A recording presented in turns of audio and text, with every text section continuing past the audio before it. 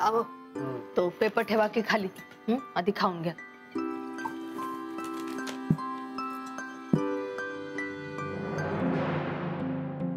अरे देवा, अहो ते नाश्ता आणायच्या गडबडीत चमचा राहून गेला की खाली. तुम्ही थांबा, मी पटकन घेऊन येते. आता परत कशाला जातेस? बस इथंच, मी हाताने खातो. अहो तुमच्या हाताला लागलंय ना, मग कसं खाणार? तुम्ही थांबा, मी पटकन घेऊन येते. शिल्पा ऐक.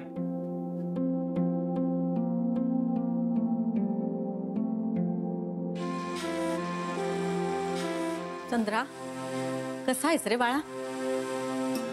हो, आता समजा ठीक आहे, पण जरा हात अवघडल्यासारखं झालाय ना, त्यामुळे अपंग झाल्यासारखंच वाटतंय. असं का बोलायला लागलायस? नेहमी असं नाही बोलावं. आपल्याच हाताने आपल्याला खायला येत नाही, मग काय बोलायचं माणसाने? कोण म्हणतंय तुला तुझ्या हाताने खायला येत नाही? हे काय?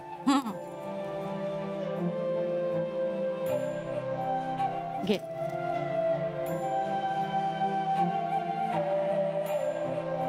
मी आज सांगितलंय, हे असं पौष्टिक बनवलं ना की मग तुला जरा ताकद येईल, भरपूर खायचं, लवकर बरा होशील.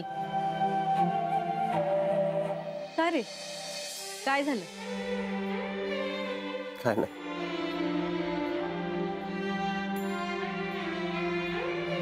अरे ह्याच हातानं भरवून मी लहानाचा मोठा केलाय तुला. तसं नाही, पण आता मुकाट्यानं खायचं भरवा लागली तर.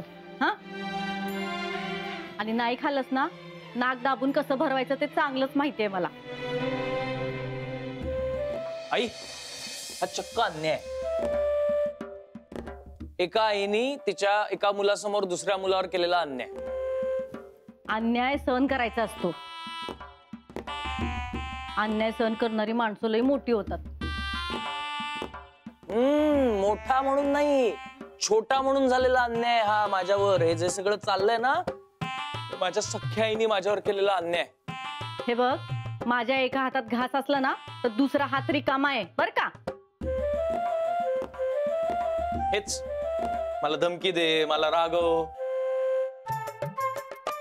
आणि बाकी सगळ्यांना त्याला भरवायला लागलेस. मला पण भरव की. तू काय लहान आहेस का? हा काय लहान आहे का मग आता? त्याच्या हाताला लागलंय बघ. आई हे बघ, त्याचा हात बँडेज मध्ये म्हणून तुला त्याला लागलेलं दिसतंय, पण त्याला तिथून सोडवून आणताना मला कुठे कुठे लागले ते तुम्हाला माहितीच नाही. मुका मारे ना.